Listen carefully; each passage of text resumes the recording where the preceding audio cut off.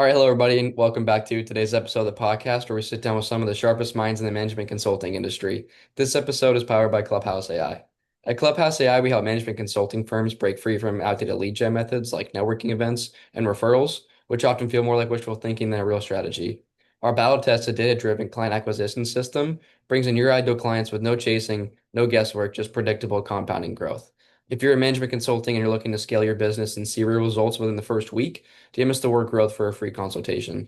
Now, without further ado, let's jump right into it. Today, we have a very special guest who is Evan Gove, founder of Profit Launch. Thank you so much for being here today. Why don't you go ahead and introduce yourself and tell us a little bit about what you do and your story? Yeah, of course. Thanks for that intro. So I've been in the management consulting space for the better part of, I'd say 7, 8 years now. Started out in the agency space and then that turned into consulting. And kind of what we do today, we take on kind of a growth partnership role with a lot of small service-based local businesses, and we help them get through those kind of early stage or later stage kind of friction points where maybe they've stalled out and they're just trying to get to the next level. Awesome. And what brought you into that? What's the story there? Yeah, I mean, I started actually in the bowling industry, which is a weird place to start. But I had a passion for bowling when I was younger, and I kind of reached a point where I had done all I could do in that business, in that industry. I had from a very young age. They let me start working when I was 15, um, and I had worked my way up to a senior management position. And our stores were running fantastic. I was on the corporate marketing team, doing video marketing, which was fairly new for the industry. And I realized I'd hit a ceiling. And so I branched out on my own, started a marketing agency, started helping some other local pro shops. And then, that turned into a full blown marketing agency. I didn't really love the agency model. I felt like it was super crowded and I was kind of struggling to stand out. So after a few clients had asked for help specifically in marketing as a consultant, I just went ahead and kind of branched into marketing, sales, and then ultimately operations. In my opinion, I was always better at operations than I was sales or marketing. So that's kind of how I got to where I am today. Awesome. And what kind of inspired you to be an entrepreneur and start your own business? Why not just go work for another marketing company? Why start your own? Yeah, I didn't really love any of the options I had on the table at the time. I knew several of the agencies in town near me, and it just didn't seem like something I was really interested in. I really didn't want more of a traditional path.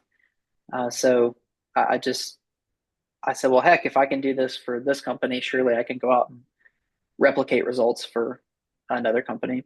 Right. Yeah, and you get the benefits of being an entrepreneur as well. You get those financial freedoms and freedoms of your time to be able to make your own schedule and do what you want, go travel, I'm sure. And yeah, now that we kind of have an idea of who you are, how do you fit into the bigger role of your company and what's your day-to-day look like? Yeah, I mean, how I fit in is, you know, I'm still kind of in the solve everyone's problem all the time stage. So my day to day is, kind of, I mean, being exactly what we say we are, a growth partner. I get to work alongside senior leadership or owners of companies and kind of help them walk through, decisions that either they know or don't know that they need to make in order to grow their company. Right. And what kind of tasks are you taking on during the day? Are you handling all like these admin tasks and doing all the grunt work as well? Or are you taking more of that CEO role and higher level look at things? Yeah, like for the client specifically, like the client side. In developing your business. Oh yeah, I mean, of course, I still handle a variety of things. We operate fairly lean, so I've tried every iteration of model when it comes to consulting. So I found that the thing that I personally prefer is running fairly agile, very minimal, um, you know, process overhead. If we can, if we have a process that's working and it's simple, there's no need to overcomplicate it. And if we've got a complicated system that's working okay, then we should try to simplify it. So, yeah, I mean, I handle a handful of things, but um, fortunately, I have a wonderful wife who, helps me with a variety of admin tasks. So I don't have to handle the brunt of that anymore. Um, I'm usually just working alongside working alongside clients, and you know, really most of the work is done by their team. Um, I'm more of like the problem solver facilitator, and then if they get stuck, I help them get unstuck. Awesome. Yeah, that sounds like fun. I'm sure it's amazing being able to run your business alongside with your wife and make that both of your guys' jobs. That's awesome. Happy to hear that. And Yeah. now that we've kind of have an idea of what your day looks like and who you are and all those sort of things, how has AI impacted your business on a larger scale in terms of your growth strategy? Yeah, I mean, it's really interesting. We almost made a pivot last year, and we almost like took the entire business and everything that we're focused on into just being AI specialists. We had already been experimenting for, I'd say, the better part of 2.5 years with a variety of AI tools and models, and we had a really kind of a difficult decision to make, which is, okay, do we should we be known as the AI specialists, or should we, be known as like the growth partner specialists that are really in tune and know how to solve problems with AI? And ultimately, we chose the second option, which is, um, you know, at least in our minds, it was easier for our current and new potential clients to adopt. They kind of understand what a more traditional consultant does, but then we can kind of ease them into AI powered processes and that sort of thing. So I'd say it's definitely improved a lot of the things that we do. Uh, I haven't really seen it hurt because just where AI is right now, it can't solve a problem that you don't like that you don't know you have, Right. and so that's really the biggest value that we have that AI doesn't currently have, because you have to know the right questions to ask in order to get it to help you. Right. You still need that human input, right? You still need the person looking over and making sure it's being optimal and being used correctly. I completely agree. And how are you using it within your own business to grow and scale and make things more efficient and for your clients as well? Everywhere you could imagine. Every tool that we use, every tool that we use has some variety of AI in it. I mean, even Google Sheets has AI now with Right. Gemini. So um, we try to use that as much as we can. Yeah, and even if it seems like a silly thing, like um, you know, I used the Google Sheets example, but I mean, just the other day, we're like, yeah, we could sort through this data faster. Let's just click, sort this data for us, and in 3 seconds it's sorted. So, um, you know, going from like that's how we're using it kind of internally, but even for clients, it's like, well, a lot of these clients are, I mean, they're doing all their bookkeeping and metrics tracking. They're using some variety of spreadsheet, if they're even tracking it at all. And so instead of it taking them 3 weeks to put together some sort of report, we could show them how to do it in 30 minutes. And it's funny, but it kind of blows their mind. And we're like, we're just showing you what button to click. It's not even it's Right. we didn't create the tool. We don't, we have no affiliation. It's just, you know, here's how we use it. Here's how you can use it. Right. Yeah. I mean, I'm sure they've been using their own strategies and their brick and mortar ways for years and years and years and decades. And now you bring in this new technology and show them how to do it with the click of a button. I'm sure that can be shocking for some people, but it's amazing to see Yeah. as well. I'm sure they're really happy to have that incorporated into their business. Well, now that we have an idea of AI. We've got an idea of how it works for you and for your clients. What's working well for your business right now? What's kind of been frustrating in terms of what you guys are doing? What's been working? I mean, there's so many things for really both sides. What's been working, what's not been working. Um, Traditionally we've always been, um, this is still today. Like we've always worked well on, from a growth perspective, like just create great results, get great referrals, and the cycle continues. Um, so, I mean, that is still uh, something that I think early on we overlooked a lot. Just, oh, yeah, of course they're going to refer someone. Um, and just like, I feel like channel wise, um, we've kind of struggled to find like the most scalable channel. And so far, the thing that has worked other than uh, just referrals has been cold outbound, which cold outbound is absolutely ruthless. Um, but it's gotten us results. It's gotten us new clients, and it sounds crazy, but like just you know, like raw dog cold calling has been working for us. And I don't know how scalable that is. It's really hard to train someone to be a really sharp cold caller, and it's even harder to find someone who will stick with it long enough to you know get good enough to actually see results. So um, that's been working well, but I think the thing that we've tried to find and tried to work more on, and has not been working, has been basically any other channel. We've tried every channel you can imagine. I guarantee you we've tried it. We've tried organic social media, paid social media. We've tried, lead gen automations, every tool you can imagine for, LinkedIn, um, Facebook, Instagram, um, X. We've tried cold email, like we've tried all sorts of things. And, we've made a lot of the really costly mistakes that, I'm sure a lot of people go through, which is, okay, we set up the cold email system like this, and then we realize, oh my gosh, it's all wrong, and have to rebuild the whole thing. So I think that's probably the single biggest pain point right now is like we have a great structure, we have a pretty solid offer, but finding the right channel that we can scale with outside of referrals is, and continues to be kind of like the big like, if we could just Right. nail this, then we'd be in a great spot. Right. Right. Yeah, it's a problem for a lot of people, I'm sure. Do you think that's an industry-wide problem, or do you think that's just for you guys?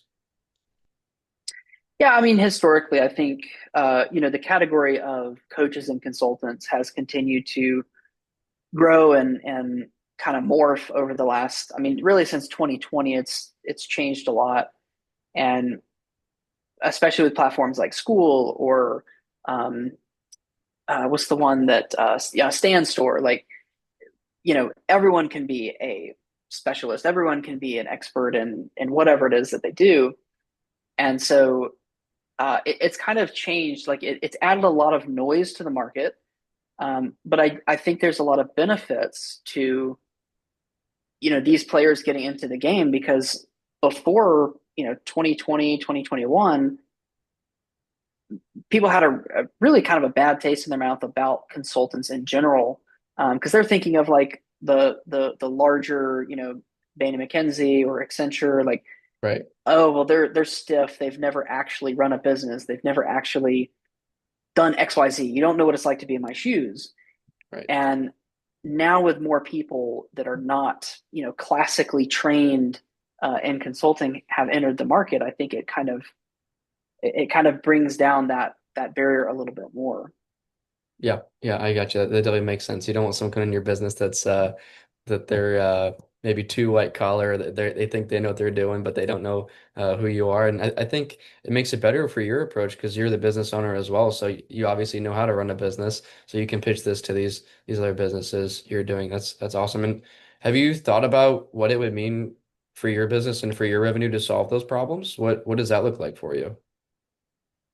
Yeah, I mean, it would be huge. I've had this conversation with a number of agencies, a number of, you know, like partners and providers, and it continues to be a problem. I mean, we've spent, yeah, I'd say the better part of 3 years trying to find, the right combination for us.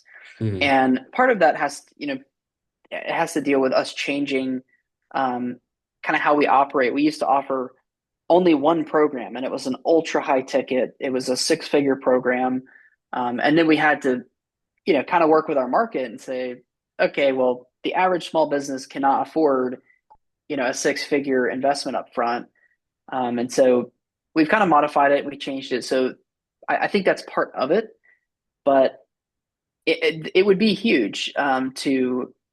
It's basically been like the single largest um, blocker for us in terms of scalability.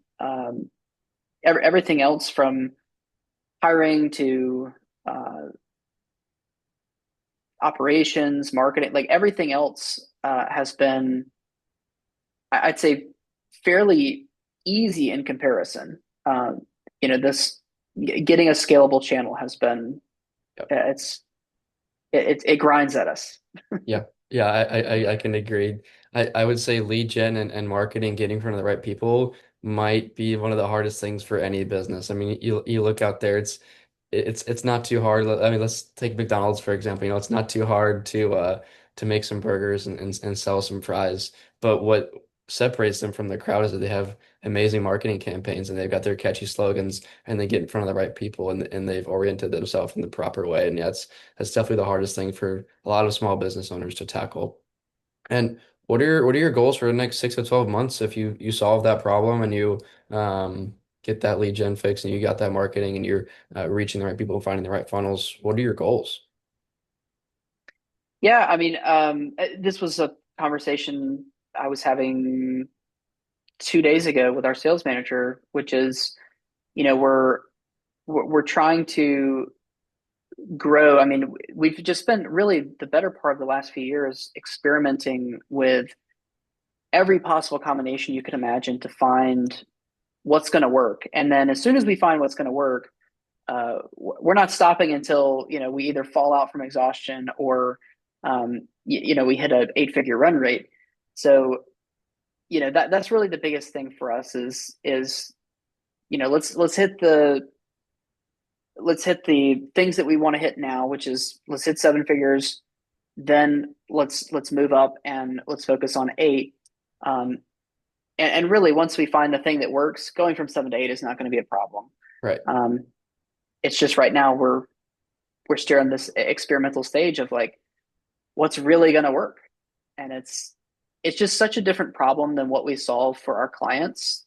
Most of our clients are very established, and so um, we're used to taking a business that's been around for 20 years and they have an established market, but their operations are sloppy. Their Yep. sales is, underperforming. Maybe they've never done marketing, and we can just juice them to the moon. But for us, it's like it's hard to tackle your own biggest problem sometimes. Of course, yeah, it's hard to do that self-reflection and look and see what exactly you need. It might be easier for you to look from above and look down on these clients and look at all the aspects rather than just yours. And so taking that into account, I agree with what you said as well, that going from 7 to 8 is probably a lot easier than going to where you're at now in this stage up to 7, because once you have the systems in place, you can just scale, because you got to figure it out. What are the steps you're taking right now to get to those goals? Well, I mean, we're still experimenting. Right. We're still trying. Yeah, I mean, all sorts of stuff all the time. Hmm. We try different campaigns across LinkedIn. We've tried different cold calling scripts. I mean, in the matter of a few weeks, we'll go through, um, half a dozen to a dozen scripts, testing, usually once we get through, um, several hundred, maybe 1,000 cold calls, we can, make a definitive call on, Hmm. okay, that's an underperforming script. Um, but we're trying to move away from that. We're trying to move. to something that's a little more scalable without us having to hire, 20 sales reps. Um, would like to create more inbound channels. So we're already kind of shifting that direction. We're shifting into really doubling down and trying to fix, our LinkedIn outreach and our cold email. Because if we can fix one or both of those, I think we'd be in a really great spot. Yeah. Yeah, that'd be huge to get in front of the right people and have those funnels coming in. That's what drives business, right? Is those inbound and outbound funnels that's bringing to your clients. That's awesome. Would you be able to expand on those cold email strategies and the LinkedIn? Like what exactly are you guys doing there that's been working for you? Yeah, I mean, we again, so many iterations. If we've gone from at first we used a tool called Expandy. Now we're using a tool called HeyReach. We have kind of like an initial engagement campaign. We're reaching out to folks, offering some free value. We just started rolling out. I believe it's launched. I'll have to confirm, but we either are launching it this week or it's already launched. Where we're offering um, like we're so confident in like the ability to solve other people's problems that we're like offering money to solve their problem. Just because there's so much noise on LinkedIn, it's Yeah. so like I think we started offering it's like a 20-minute consult where we'll solve whatever the most pressing issue is. You'll have an action plan as soon as you get off the call, or we'll send you a $50 gift card for the time and trouble. And I'm expecting that one to do decently well. Cold email side, we used to use a tool called Instantly. We used every lead database known to man. Um, you know, verified leads, triple verified leads. Like you name it. We paid a boatload of money for them, and uh, at one point we had, I believe it was 20. Let's see, it was one, two, three, four. We had 25 sending accounts, and we were sending, I think, 50 emails per sending account per day. So whatever that comes to, that's like 50 times 25. We're sending 1,250 emails a day, Wow. and we ran those campaigns for. We hired consultants, we hired, cold email specialists, we hired everyone you could imagine. We worked all day, all night to try to get it to perform. And out of that campaign, we ran that campaign for, I want to say, excluding the full ramp period, which was about 3 weeks. We ran those campaigns for about 2 months, and we didn't see a single sale from anything. Really? So, yeah, so we were, kind of a little devastated. We're like, this is ridiculous. Um, So then we continued to try to experiment just with lower volumes, more campaigns. Nothing converted, and then we scrapped it for a while. Just went back to cold exclusively. Um, saw a little bit better results there, and then more recently we switched to a tool called Smart Lead, and we've kind of been um, working on those cold emails, testing some campaigns with smaller like 600 lead test batches, and so far again no results from that, and it's just like we're scratching our heads at this point. We're like, how is this even, as long as we've been at this and as many iterations as we've been through, surely we're missing something here. Right. Yeah, I mean that's the entrepreneur style, right? You trial and error until you get to where you are, and you gotta try all those different tools, agencies, tasks, websites, whatever it may be to get to where you want to be, and hopefully one day hit the nail on the head and find the one that works for you. And I hope you do. That'd be amazing. We've covered almost everything I want to cover today. You've shared a lot of things that not a lot of people shared, and I've loved to be able to dive into your business and what specifically makes you unique. And I would love to know what's the biggest lesson you learned along your journey as an entrepreneur, going from working in bowling all the way to owning your own business. What have you learned along your journey that's helped you become who you are today? Yeah, I think one of the most impactful, it has to deal with people. I've spent a lot of time trying to uh, both on the client side as well as the hiring side. I've invested a tremendous amount of time into people, and it sounds kind of cliche, but you know it's cliche for a reason. This idea that like you cannot, there's nothing you can do to change a person. They're the ones who have to change, and there's again so many folks that I've invested so much time, so much money, so much energy into that had I just accepted that as a reality early on, it would have saved me a tremendous amount of all of those things. And just, honestly, a little bit of duress, it's like you believe in someone more than they believe in themselves.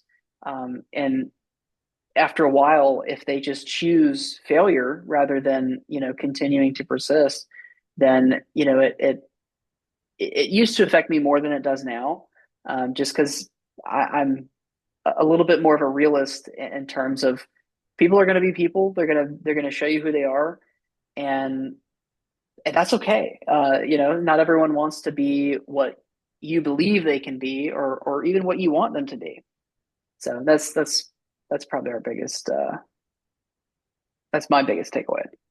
I agree. You can't control people do, and it's so important to surround yourself with the right people. If you've got people around you that are okay with failure and okay with not getting to where they want to be, you definitely don't want to surround yourself with that kind of person. Or again, if someone's trying to tear you down and not trying to support you and prop you up to get to your goals, you shouldn't have that person around. And it's okay that they don't work out and they don't fit into your circle.